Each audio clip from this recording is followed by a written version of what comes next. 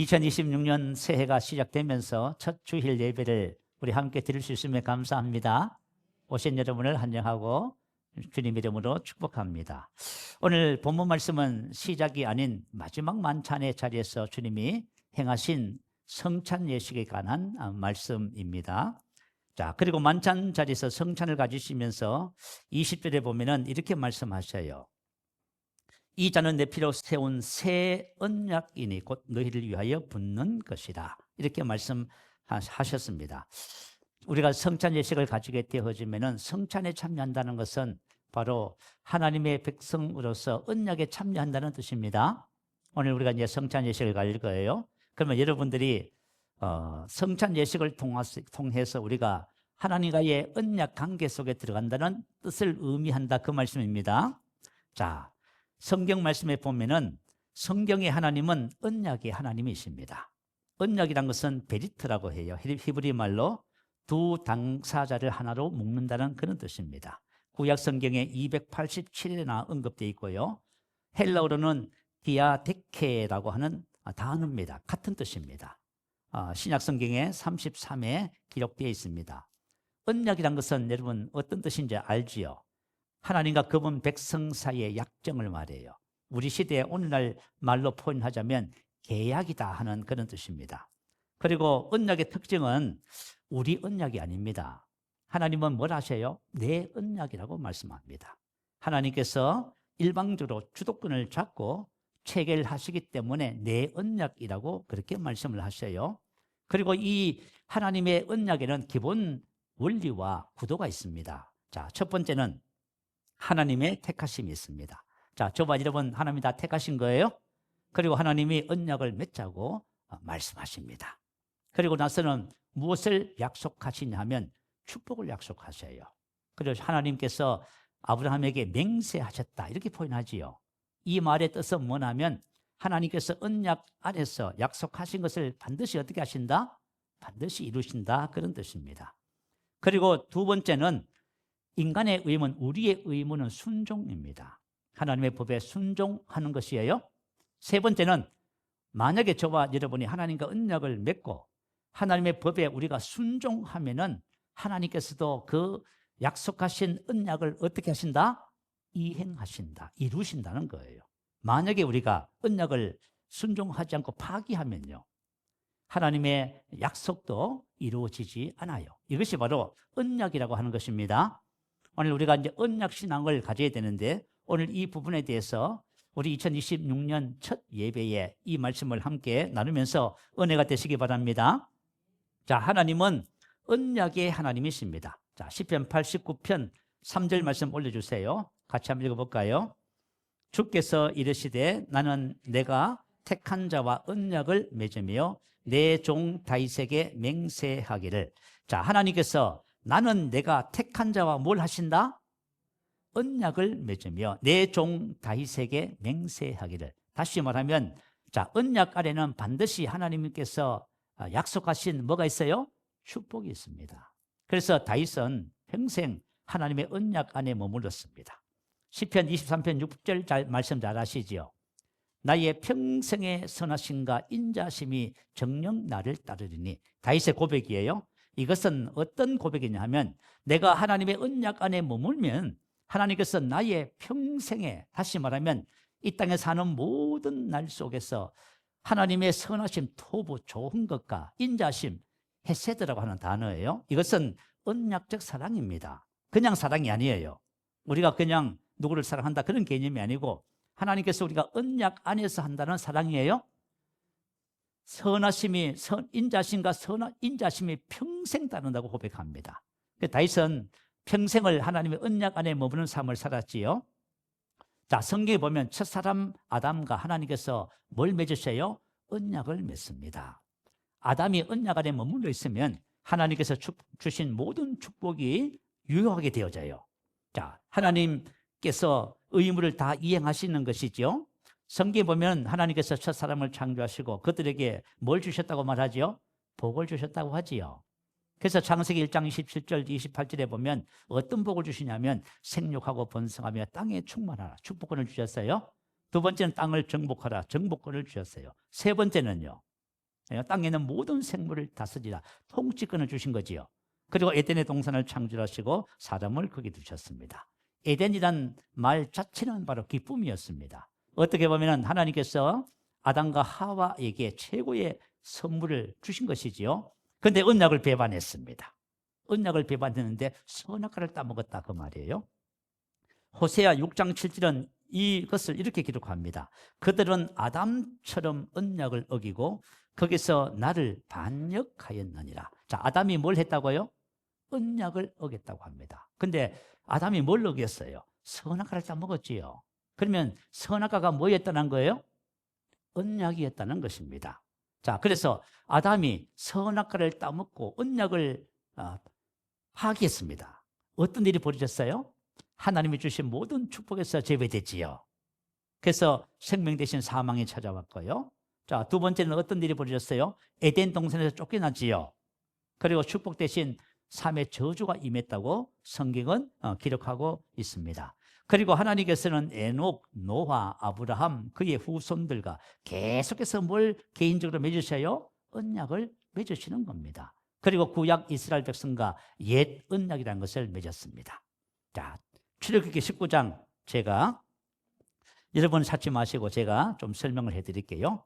자, 하나님께서 이스라엘 백성들을 애굽에서 구원하셨습니다. 그리고 나서 이렇게 말씀하셔요. 내가 애굽 사람에게 어떻게 행하였음과 내가 어떻게 독수리 날개로 너희를 업어 내게로 인도하였음을 너희가 보았느니라. 자, 세계가 다 내게 속하였나니. 자, 세계가 다 누구한테 속했어요? 세계에는 모든 것이 누구한테 속했냐면 하나님의 것입니다. 아멘. 세계 다 하나님의 것이에요. 그러면서 뭐라고 하시냐면 너희가 내 말을 잘 듣고 내 언약을 지키면. 자, 이제 언약을 맺자는 거예요. 자, 하나님은 택한 자와 반드시 뭘 하신다? 언약을 맺어요. 그런데 우리가 만약에 언약 신앙을 모르잖아요. 그러면 여러분 언약이 뭔지도 모르고 살아가는 거예요. 언약을 맺는 거예요. 그러면서 약속하셔요. 자, 너희는 모든 민족 중에서 내 소유가 되겠고 너희가 내게 대하여 제사장 나라가 되며 거룩한 백성이 되리라. 너는 이 말을 이스라엘 자손에게 전할지니라. 그래서 모세가 시내 산에서 내려와서 이 하나님의 말씀을 백성에게 전했습니다. 그랬더니 백성들이 뭐라고 반응해요? 우리가 순종하겠습니다. 언약을 맺겠습니다. 그래서 언약이 체결된 거예요. 그러면서 이제 창세기 출애굽기 20장부터 23장에 가면은 십계명을 주시잖아요. 왜냐하면 이스라엘 백성들이 이행해야 할 법입니다. 십계명을 주시고 그에 따른 법을 쭉 말씀해 주시는 겁니다. 그리고 나서 출애굽기 24장에 가면 언약을 체결하지요. 언약을 체결해요. 짐승을 잡고 피를 양푼에 받았습니다. 그리고 백성과 언약서를 낭독하면서 함께 피를 뿌립니다. 모세가 그 피를 가지고 백성에게 뿌리며 이르되 이는 여호와께서 이 모든 말씀에 대하여 너희와 세우신 언약의 피니라. 자, 오늘 본문 말씀에 보니까 뭐래요? 예수님께서 새 언약의 피라고 하지요. 자, 피를 우리에게 주시는 거예요. 그래서 저와 여러분 오늘 성찬을 하시잖아요. 성찬을 한다는 의미는 뭐지요? 여러분들이 저와 여러분이 새 언약에 참여한다 그 뜻입니다. 그걸 잘 기억하시고 말씀을 들으셔야 됩니다. 자, 이제부터 언약 백성이 되는 겁니다.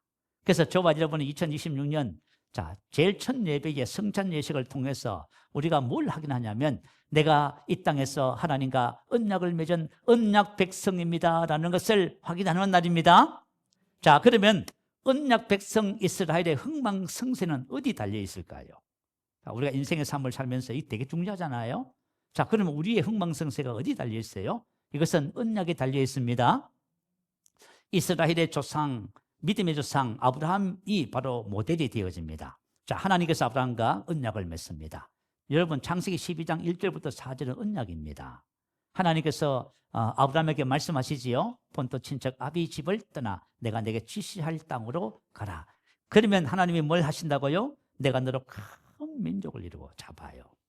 아브라함은 자식을 낳지 못하는 가정이었습니다. 그런데 하나님이 뭐라고 약속하세요? 내가 너로 큰 민족을 이루고 내 이름을 창대하게, 다시 말하면 내 이름을 위대하게 하신다 그 말입니다. 이름을 위대하게 해주시고 너는 복이 될지라. 다시 말하면 이 땅에 복이 누구예요? 아브라함. 자, 이 약속을 주셨어요. 그랬더니 아브라함이 어떻게 했어요? 그 말씀을 듣고 말씀을 따라갔다. 순종했지요. 여러분 한번 생각해 봐요. 저도 이런 생각을 해봐요. 자, 내가 이제 무주하고 목축업을 하는 그냥 그런 사람이에요. 근데 하나님이 어느 날 나타나셔서 나에게 말씀하기 시작하는 거예요. 본토 친척 아버지 집을 떠나 내가 지시할 땅으로 가라. 그러면 내가 내게 큰 민족을 이루고 내 이름을 위대하게 만들어주고 뭐가 된다 하고요? 너는 복이 될지라. 그러면 제가 어떻게 할 것 같아요? 두말 안 하고 하겠죠. 맞아요. 아브라함이 두말 하지 않고 바로 떠나버렸습니다. 히브리서 11장 8절에 믿음으로 아브라함은 부르심을 받았을 때에 순종하여 장래의 유업으로 받을 땅에 나아갈새 갈 바를 알지 못하고 나아갔으며 미래 미완료형. 이 말의 뜻은 아직까지는 보이지 않아요. 다시 말하면 하나님께서 아브라함에게 가라고 했는데 어디로 가야 될지를 지시해 주지 않았습니다. 그런데 그죠? 미래는 보여질 것, 그 뜻이에요. 다시 말하면 아브라함이 하나님의 말씀을 듣고 어디로 가야 되는지도 모르고 보따리 짐을 쌌어요. 그리고 출발했다, 그 말이에요. 그런데 하나님께서 이스라엘 백성에 주신 이 언약이 바로 이런 내용이에요. 그래서 아브라함은 순종했지요. 그 후에 창세기 26장에 가면 아브라함의 아들 이삭에게 하나님이 언약을 또 맺어요. 하나님은 언약을 맺을 적에 개별적으로 맺으시는 거예요. 저와 언약을 맺고 여러분과 하나님이 언약을 맺는 거예요. 언약을 맺으시면서 아브라함에게 똑같은 말씀을 주셔요. 내가 내게 지시하는 땅에 거주하라. 이 땅에 거주하면 내가 너와 함께 있어 내게 복을 주고. 이 언약의 첫 번째 구조예요. 자, 하나님의 택한 자와 언약을 맺고 반드시 뭘 약속하세요? 축복을 약속을 하시는 거예요. 그러면서 하나님이 이렇게 말씀하십니다. 자, 너의 아비 아브라함이 형통하는 거 봤지? 예, 봤습니다. 왜 그런 줄 아니? 언약을 순종해서 그렇다. 그랬더니 이삭이 어떻게 했어요? 이삭이 그 땅에 거주했지요. 순종을 했어요. 자, 이제 그러면 내가 언약을 이행했으면 그 다음에 하나님이 뭘 하셔야 돼요? 하나님이 약속을 이행하셔야 돼요. 그래서 하나님이 약속을 이행하시는데 이삭이 그 땅에서 농사하여 그 해에 100배나 얻었고 여호와께서 복을 주심으로 그 사람이 창대하고 왕성하여 마침내 거부가 되었다. 아멘. 언약 백성의 흥망성쇠는 어디 달렸어요? 언약에 달렸어요. 우리 새 언약을 맺었잖아요. 근데 새 언약 모르면 어떻게 해요? 이거 심각한 문제예요. 우리 교회가 이 언약 신앙을 잃어버리면 안 돼요. 언약을 다시 회복해야 됩니다. 언약을 다시 상고해야 돼요. 왜냐하면 하나님은 반드시 택한 자와 언약을 맺으시는 거예요. 그래서 이스라엘의 흥망성쇠의 비밀이 뭐냐면 하나님의 백성의 흥망성쇠는 바로 이 언약 안에 달려 있어요. 자, 우리 신명기 30장 14절 16절 말씀 자 올려주시면요. 우리 믿음으로 함께 한번 같이 고백합니다. 시작. 오직 그 말씀이 내게 매우 가까워서 내 입에 있으며 내 마음에 있은즉 내가 이를 행할 수 있느니라. 보라, 내가 오늘 생명과 복과 사망과 화를 내 앞에 두었나니 곧 내가 오늘 내게 명령하여 내 하나님 여호와를 사랑하고 그 모든 길로 행하며 그의 명령과 규례와 법도를 지키라 하는 것이라. 그리하면 내가 생존하며 번성할 것이요 또 내 하나님 여호와께서 내게 가서 차지할 땅에서 내게 복을 주실 것임이라. 아멘. 자, 이스라엘의 흥망성쇠가 어디 달렸다고요? 자, 하나님께서 우리 앞에 생명과 사망과 복과 저주를 두셨어요. 그런데 생명과 복을 선택하는 방법이 뭐지요? 언약을 이행하는 거예요. 언약 안에 머무는 것입니다. 그래서 14절이 무슨 말이냐면 언약 안에 머무는 원리. 그럼 어떻게 하면 언약에 머물 수 있습니까? 언약의 말씀이 내게 매우 가깝다. 자, 언약의 말씀이 멀리 있어요? 가까이 있어요? 우리 매일 보고 있네요. 우리 눈앞에 있는 거예요. 이 언약의 말씀이. 그죠? 이 말씀을 자, 오직 그 말씀이 내게 매우 가까워서 내 입에 있으며 내 마음에 있은즉. 다시 말하면 하나님의 말씀을 어디다 두라는 거예요? 입에다 두어라.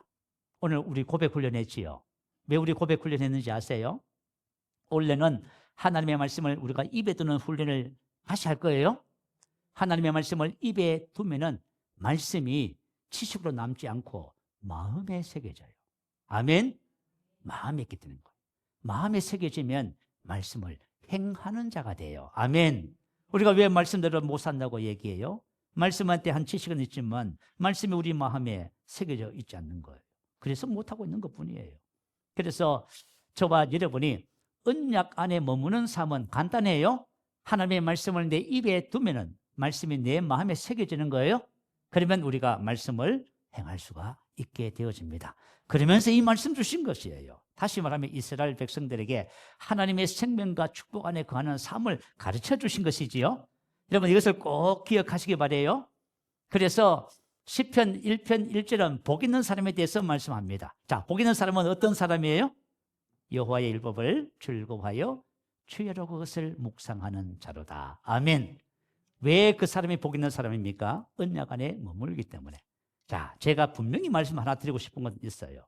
오늘 2026년도 한 해 동안 저와 여러분이 그리스도 예수 안에 있는 복음의 말씀을 여러분 입에 두신다면 여러분은 복 있는 사람입니다. 아멘. 내가 공부를 많이 하고 실력이 있고 능력이 있어서 복 있는 사람이 아니라 하나님께서 복을 주실 수밖에 없는 사람이다 그 말이에요. 하나님께서 나에게 약속하신 언약을 축복을 이행하시는 그런 사람이다 말이에요. 이와 같은 은혜의 사람 되시기를 축복합니다. 자, 예수님께서 오셔서 십자가 위에서 피를 흘리신 목적이 있습니다. 그것은 바로 새 언약을 이루기 위함입니다. 아멘. 자, 히브리서 8장 6절 10절 좀 긴 말씀이지만 올려주세요. 제가 천천히 읽겠습니다. 여러분 눈으로 따라서 읽으시기 바라요. 그러나 이제 그는 더 아름다운 직분을 얻으셨으니, 그는 예수님입니다. 그는 예수님은 더 좋은 약속으로 세우신 더 좋은 언약의 중보자시라. 자, 예수님은 뭐 하러 오셨냐면 하나님과 사람 사이에 중보자가 되셔서 언약을 맺어 주시러 오신 분이에요. 그분이 유일한 중보자입니다. 그분이 왜 이 세상에 오셨어요?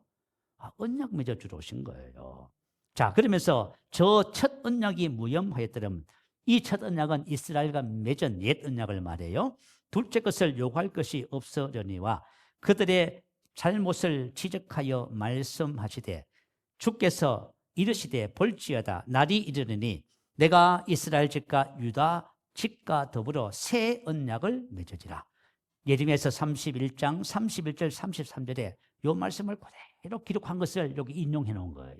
자, 주님께서 새 언약을 맺겠다고 말씀하신 거예요. 또 주께서 이르시기를 이 언약은 내가 그들의 열조와 손을 잡고 애굽 땅에서 인도하여 내던 날에 그들과 맺은 언약과 같이 아니하도다. 출애굽기 19장 1절에 나와 있잖아요. 그 옛 언약을 말해요. 그들은 내 언약 안에 머물러 있지 아니하므로 내가 그들을 돌보지 아니하였노라. 자, 이스라엘 백성들이 왜 바벨론 아수리에 망했어요? 언약 안에 머물러 있지. 그들이 언약을 파기했습니다. 그래서 하나님께서 의무사항이 없어졌어요. 왜냐하면 그들을 평생의 선하심과 인자하심을 공급하기로 하나님 약속했는데 이스라엘이 먼저 언약을 파기해버렸습니다. 그래서 돌보지 않았다는 거예요. 그래서 그들이 망하고 말았어요. 자, 그러면서 또 주께서 이르시되 그날 후에 내가 이스라엘 집과 맺을 언약은 이것이니 내 법을 그들의 생각에 두고 그들의 마음에 이것을 기록하리라. 나는 그들에게 하나님이 되고 그들은 내게 백성이 되리라 하면서 새 언약에 대한 말씀을 주신 거예요. 자, 이 새 언약은 뭐라고 하지요? 더 좋은 약속으로 세우신 더 좋은 언약의 중보자. 자, 다시 말하면 옛 언약보다 새 언약이 하나님이 주신 약속이 훨씬 더 좋다 그 말이에요. 얼마나 좋을까요? 성경에 다 나와 있어. 제가 읽어드릴게요. 출애굽기 19장 5절 6절에는 이렇게 옛 언약의 약속이에요. 모든 민족 중에서 내 소유가 되겠고 모든 민족 중에서 내 소유. 야, 이거 놀라운 축복이에요. 자, 두 번째는 제사장 나라가 되며 세 번째는 거룩한 백성이 되리라. 이렇게. 그죠? 모든 민족 중에서 내 소유가 된다는 것은 하나님이 책임지는 백성이에요. 자, 그러면은 새 언약의 약속은 베드로전서 2장 9절에 나와 있어요. 택하신 족속이요 왕 같은 제사장, 왕이며 제사장이요. 자, 새 언약엔 이 땅에 저와 여러분이 뭐예요? 왕이에요. 왕이며 제사장이요. 또 두 번째, 그의 거룩한 나라요. 그의 소유된 백성, 너희를 어두운 데서 불러내어 그의 기이한 빛에 들어가게 하신. 자, 다시 말해서 저와 여러분을 어둠에서 불러내어 어디 들어가게 했어요? 생명의 빛, 그 아들의 나라로 옮기셨어요. 자, 그죠? 구약 이스라엘 백성과는 비교할 수 없는 은혜가, 축복이 저와 여러분에 약속된 거예요. 그래서 더 좋은 약속으로 세우신 더 좋은 언약이란 말이에요. 그래서 저와 여러분이 이 언약을 잘 알아야만 합니다. 자, 그러면은 새 언약에 있어서 순종해야 할 새 언약의 법이 무엇이냐면 여기 기록해 놨어요. 자, 내가 이스라엘 집과 맺은 언약은 이것이니 내 법을 그들의 생각에 두고 그들의 마음에 이것을 기록하리라. 자, 하나님께서 법을 어디다 새겨주셨어요? 생각에 두고 마음에 기록한다고 했지요. 그죠? 이게 뭘까요? 이거는 성령님께서 우리 안에 오셔서, 자, 성령님이 믿는 자 마음에 오시는 것이 새 언약의 법이다, 그 말이에요. 자, 우리 고린도후서 3장 3절 말씀 올려주세요. 자, 우리 한번 같이 읽어보십시다. 너희는 우리로 말미암아 나타난 그리스도의 편지니 이는 먹으로 쓴 것이 아니요 오직 살아계신 하나님의 영으로 쓴 것이요 또 돌판에 쓴 것이 아니요 오직 육의 마음판에 쓴 것이라. 자, 옛 언약의 법과 새 언약의 법의 차이가 뭐지요? 옛 언약은 먹으로 썼다, 그 말이에요. 율법을 말하잖아요. 문서, 율법을 말하고요. 그리고 뭐에다 썼어요? 돌판에. 자, 하나님께서 친히 십계명을 돌판에 써서 모세에게 주셨지요. 그런데 새 언약의 법은 뭐라고 하지요? 오직 영으로 쓴 것이요 살아계신 하나님의 영으로 썼습니다. 어디에? 마음판에. 그래서 새 언약의 법은 저와 여러분 믿는 자 우리 마음에 오셨습니다. 아멘. 자, 우리 옛 언약과 새 언약의 차이에 대해서 조금 설명을 하고 말씀을 계속 나눌게요. 자, 옛 언약의 법은 한계를 갖고 있습니다. 이게 뭐냐면 옛 언약의 법은 로마서 8장 3절에 보면 율법이 육신으로 말미암아 연약하여 할 수 없다고 되어 있어요. 다시 말하면 율법은 아무리 지켜도 죄와 사망의 법에서 우리를 해방하지 못합니다. 자, 율법에는 하지 마라 365가지, 하라 248가지가 있어요. 자, 그런데 사람들이 제일 싫어하는 것이 하나 있어요. 그게 뭐지요? 간섭받는 것. 여러분, 율법은 어떤 의미에서 보면 간섭하는 거예요? 여러분 참, 그죠? 이렇게 하라 저렇게 하라. 왜 이렇게 했느냐? 왜 이렇게 하지 않았느냐? 간섭하는 것이죠. 이게 율법의 특징입니다. 복음은 뭐지요? 복음은 하라 하지 마라가 아니라 복음은 예수를 통해서 그분의 생명과 그분의 본성을 주시는 거예요. 자, 여러분 한번 생각해 봐요. 하라 하지 마라 하는 것하고 본성을 주셔서 그렇게 살게 하는 것하고 어느 것이 더 좋아요? 응? 어느 것이 더 좋아요? 여러분 복음하고, 그러니까 옛 언약과 새 언약은, 그죠? 새 언약이 얼마나 더 좋은 복인지 몰라요. 본성을 주셔서 그렇게 살게 하는 거다, 그 말이에요. 자, 그래서 자, 율법의 특징은 바로 그죠? 이렇게 간섭하는 거예요. 간섭하고 잔소리하고 지적하고 열심히 가르칩니다. 그러면 사람들의 반응은 어때요? 싫어해요. 그죠? 반항하고 멀리하고 지겨워합니다. 근데 우리가 만약에 교회가 율법적인 마인드를 가지고 있잖아요. 그러면 성도들의 신앙이 자라지 않아요. 늘 그 자리에 머물러 있어요. 열심히 하는데도 늘 그 자리에 머물러 있어요. 왜냐하면 복음으로 접근하지, 새 언약의 법으로 접근하지 못해서 그래요. 옛날에 각선희 목사님이 이런 간증을 하시더라고요. 각선희 목사님 아버님이 늘 세 가지 충고를 하셨대요. 그리고 충고 중에서 한 가지가 뭐냐 하면은 이런 거예요. 사람을 변화시키려고 하지 마라. 사람은 바뀌지 않는다. 만날 때마다 충고하고 가르치면 잔소리로 듣고 관계가 멀어진다. 사람을 잃고 싶으면 이렇게 해라. 이거는 어떤 의미의 복음적인 마인드는 아니에요. 이건 율법적 마인드입니다. 어쨌든 간에 이렇게 하면은 어떻게 돼? 관계가 자꾸 어려워져. 여러분 혹시 이제 가정에서 부부가 그렇게 많이 살아가면요. 부모와 자식 간에 이렇게 살아가면 어떻게 돼요? 자녀들이 지긋지긋해 합니다. 엄마 그만해. 이렇게. 여러분, 그래서 저와 여러분, 복음적 마인드를 빨리 이제 배우시는 곳으로 가야 됩니다. 자, 그리고 율법의 한계는 죄책감, 정죄감, 열등감을 갖게 해요. 왜 그럴까요? 말씀대로 살아야 된다고 하잖아요. 가장 복음을 전한다는 교회 가면 성도들 마음속에 죄책감, 정죄감이 참 많아요. 그죠? 왜 그러냐면 말씀대로 살아라 하는데 못 살잖아. 그래서 그런 거예요. 무슨 말인지 이해가 되지요? 그리고 저주의식을 갖게 돼요. 보통 이렇게 생각해요. 내가 말씀대로 살지 못해서, 내가 열심히 하지 못해서 내 삶에 이런 문제가 생겼는가? 이렇게 생각해요. 이것을 가지고 저주의식이라고 하는 거예요. 안 된다는 의식, 못한다는 의식, 실패의식, 부족의식. 이게 너무 강해요. 자, 그런데 하나님께서 우리에게 복음을 주신 거예요. 많은 그리스도인들이 옛 언약의 삶의 방식으로 살아가고 있어요. 그래서 우리가 자유와 복음의 실제를 누리지 못하는 것입니다. 다시 말하면 하나님의 아들의 삶을 살지 못하는 거예요. 자, 그렇다면 새 언약의 법의 특징은 뭘까요? 하라 하지 마라가 아니라 이와 같은 사람이 되었습니다. 이와 같은 사람. 자, 다시 말하면 사랑하라. 사랑의 사람이기 때문에 사랑하는 거예요. 자, 이렇게 됐다 그 말이에요. 새 언약은 하나님의 영이 우리 안에 들어오셨어요. 그리고 죽었던 우리를 다시 살리셨지요. 우리 아까 전에 말씀 고백했잖아요. 그죠? 영으로 난 것은 영이잖아요. 다시 말하면 우리는 위로부터 다시 태어났습니다. 자, 우리가 위로부터 다시 태어날 적에 우리 안에는 어떤 일이 벌어졌을까요? 그의 신기한 능력으로 생명과 경건에 속한 모든 것을 주셨대요. 아멘. 자, 하라 하지 말라 하고 그것과, 그죠? 어둠에서 불러내어 그의 생명의 빛 가운데 들어가게 하신 것하고 차이예요.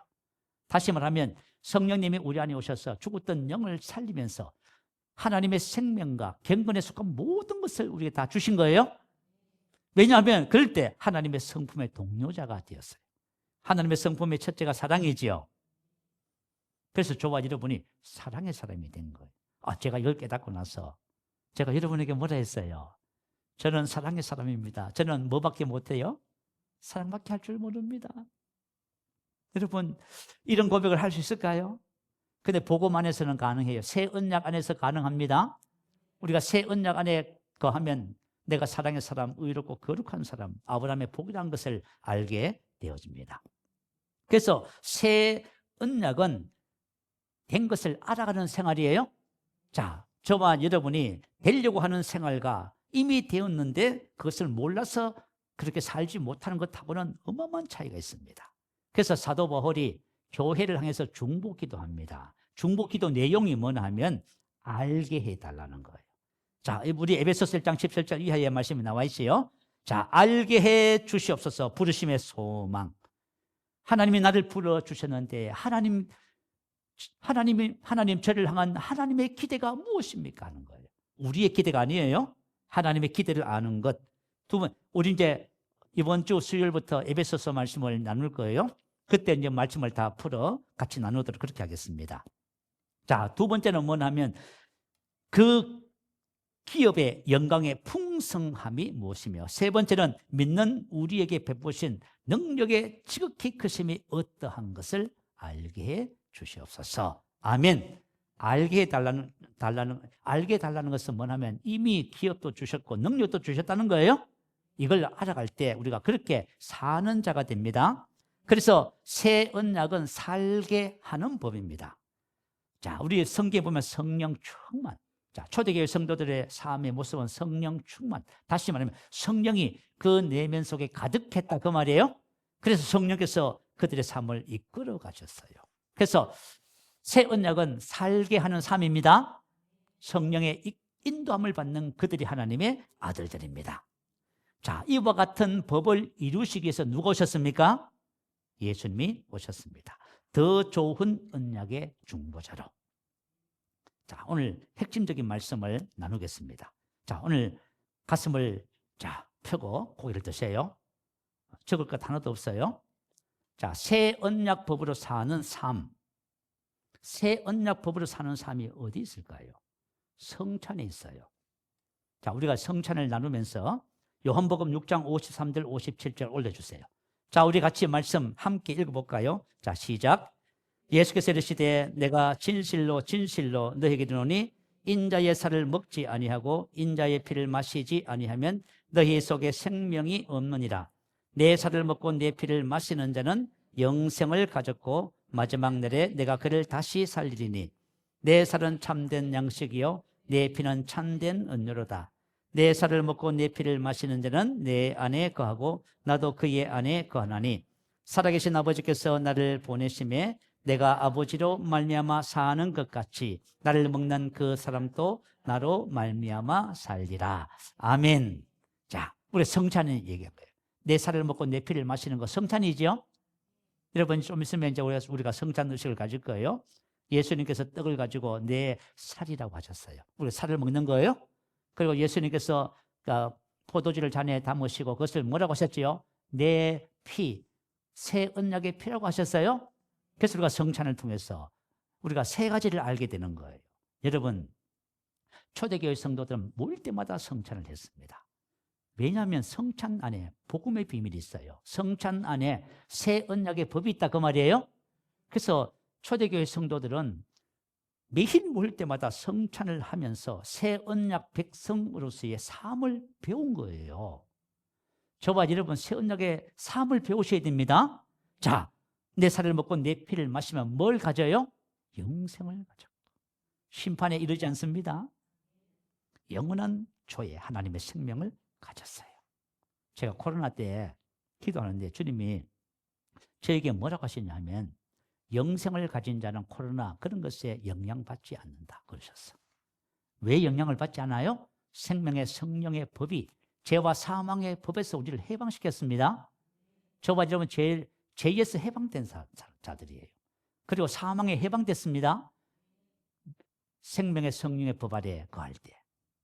이게 너무너무 중요한 거예요. 그래서 우리가 언약의 법을 배우는 것은 너무너무 중요합니다. 자, 그리고 두 번째가 뭐죠? 두 번째는 그리스도와의 연합입니다. 56절. 내 피를 먹고 내 피를 마시는 자는 내 안에 거하고 나도 그의 안에. 자, 저와 여러분이 그죠? 내 살을 먹고 내 피를 마시는 자는 주님 안에 우리가 거하는 거예요. 나도 그의 안에 거하나니. 이게 뭐예요? 하나 됐자는 거잖아요. 주와 합하는 자는 하나의 영입니다. 아멘. 주님을 영접한 사람은 뭐가 돼요? 우리가 영적으로 영 안에서 주님과 완전히 하나가 되어버렸습니다. 이것은 구분할 수 없는 하나예요. 이제 앞으로 동일시를 배우게 될 거예요. 이게 얼마나 큰 축복인지 이제 눈이 떠져야 돼요. 자, 주님은 저와 여러분과 하나가 됐습니다. 이걸 알아야 돼요. 자, 예수님께서 뭐라고 이스라엘 백성들 앞에서 고백했냐 하면 나와 아버지는 하나이니라. 요한복음 10장 30절. 나와 아버지는 뭐라고요? 하나. 자, 그리스도 안에가 뭔 뜻이에요? 하나다는 뜻이에요. 나와 아버지는 하나인. 그랬더니 유대인들이 돌을 들어서 예수님을 치려고 했습니다. 그래서 주님이 물어봤어요. 왜 치려가느냐? 신성모독으로 인함이라. 내가 사람이 되어 자칭 하나님이다 하는도다.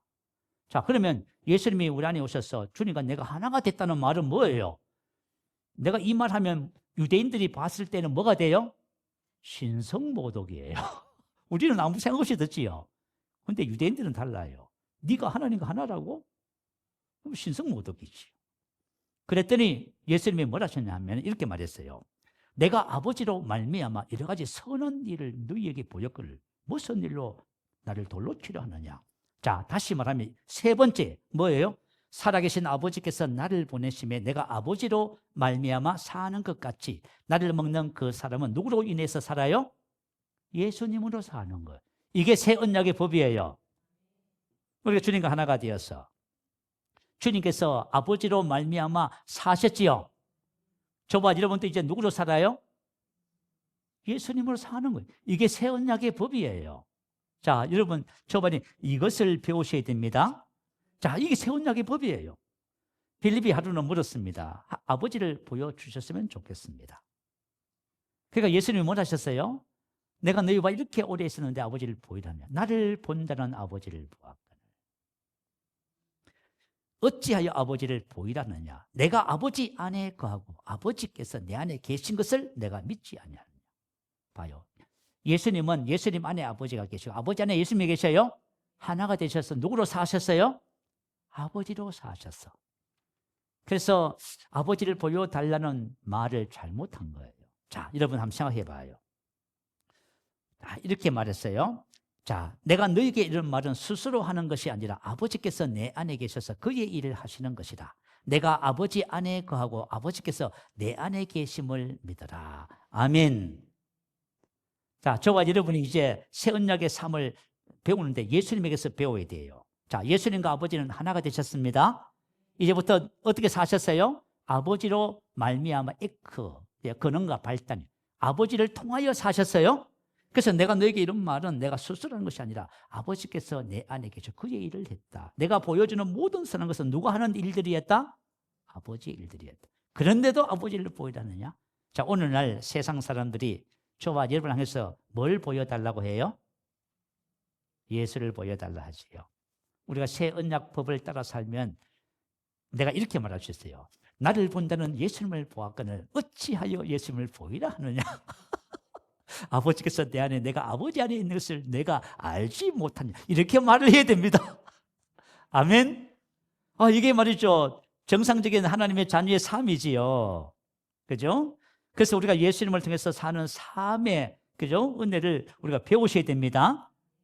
그러기 위해서는 내가 아버지 안에 거하고 아버지께서 내 안에 계심을 믿어라. 자, 하나됨을 믿어야 됩니다. 자, 성찬을 통해서 우리가 뭘 믿어요? 영생이 있음을. 그래서 주님과 내가 하나임을 믿으셔야 됩니다. 이거 믿으셔야 돼요. 내가 아버지 안에 거하고 아버지께서 내 안에 계신 것을 믿어라. 그러면 예수님께서 내 안에 거하고 내가 예수님 안에 거하고 있습니다. 아멘. 두 번째는 이제는 우리가 예수님을 사는 자임을 믿으셔야 됩니다. 이게 새 언약의 법이에요. 새 언약의 법은 우리 생각에도 우리 마음에 기록했어요. 그분을 통해서 사는 삶. 이게 새 언약이란 말이에요. 근데 우리가 만약 이걸 배우지 못하고 그냥 문자만 알고 있으면 안 된단 말이에요. 에베소서 3장 17절에 보면 믿음으로 말미암아 믿음을 통하여 그리스도께서 너희 마음에 계시게 하옵시고 너희가 사랑 가운데서 뿌리가 박히고 터가 굳어졌어. 자, 믿음을 통하여 그리스도께서 우리 마음에 계신다, 산다 그 말이에요. 자, 이렇게 되면은 우리가 사랑 가운데, 사랑 안에서 살게 돼. 우리의 모든 삶이 뭐예요? 사랑으로 행하는 삶이 된다 그 말이에요. 근데 우리는 사랑을 이야기하지만 사랑 근방에도 못 가요. 이 문제인 거예요, 문제. 왜냐하면 내 스스로 열심히 사랑하라고 하니 사랑을 할 수가 있어요 말이죠. 저와 여러분이 어떻게 사랑하냐 믿음을 통하여 그리스도께서 내 마음에 계셔서 그분으로 인하여 사랑의 삶을 사는 거예요. 제가 어느 날 기도하는데 주님이 에베소서 3장 17절 말씀에 감동을 쫙 주시는 거예요. 너무 감사했어요. 믿음을 통하여 그리스도께서 너희 마음에 사신다. 그래서 제가 이 감동을 받고요. 저는 사랑밖에 할 줄 몰라요, 주님. 근데 말이죠, 그게 있잖아요. 그리스도께서 내 마음에 사신다. 그때부터 제가 모든 영역에서 자유가 계속 증가되는 거예요. 사람이라든가 환경, 상황 모든 것에 자유가. 자, 왜 자유해지냐면 그리스도께서 나를 통해서 사시지요. 그러면 내가 자유해야 안 해요? 당연히 자유하지요. 그러니까 하나님께서 우리에게 이런 삶을 주신 거예요. 이런 삶을 주셨어요. 근데 사실은 우리가 그리스도인들이 자유하지 못해.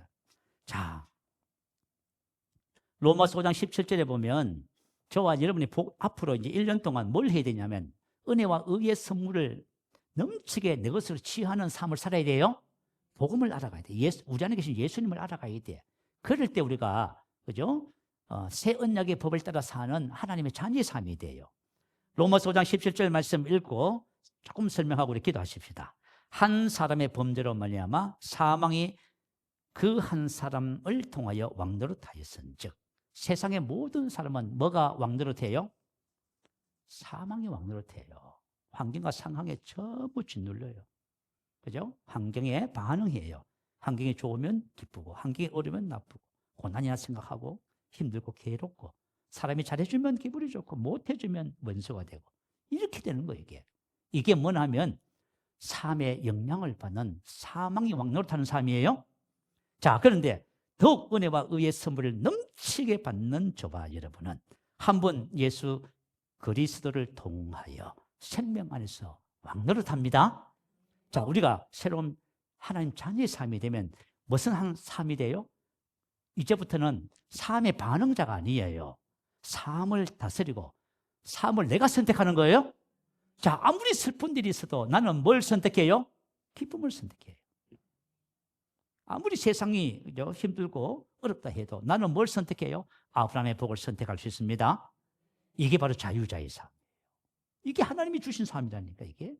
근데 우리가 만약에 여러분들이 신앙생활을 하면서 여전히 사람의 영향을 받고 환경과 상황의 영향을 받고 상처받고 그러면 아직까지 저와 여러분이 복음에 대해서 모르고 계시는 거예요. 우리가 복음을 알아가면 알아갈수록 한 번 예수 그리스도를 통하여 생명 안에서 다스리는 삶을 살아요.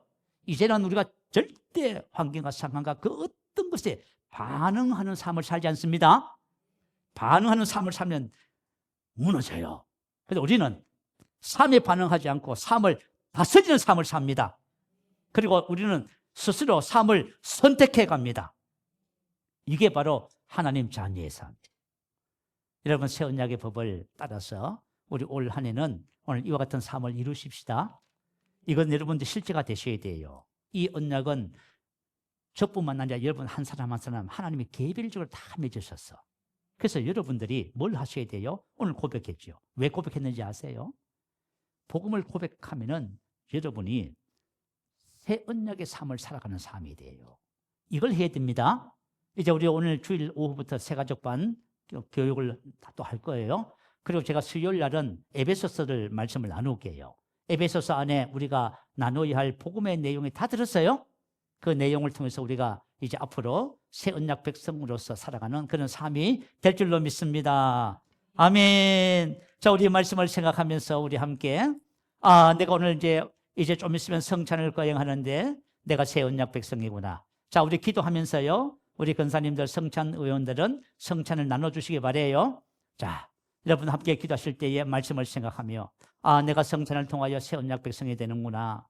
내가 이 언약 백성 안에서 성찬을 통하여 나에게 영생의 셈을 알고 내가 주님과 하나가 되어 내가 주님으로 사는 새 언약 백성이 되었구나. 이것을 여러분 인식하면서 기도하고 성찬 예식을 가지도록 하겠습니다. 할렐루야. 우리 한번 크게 부르시기도 합니다. 할렐루야.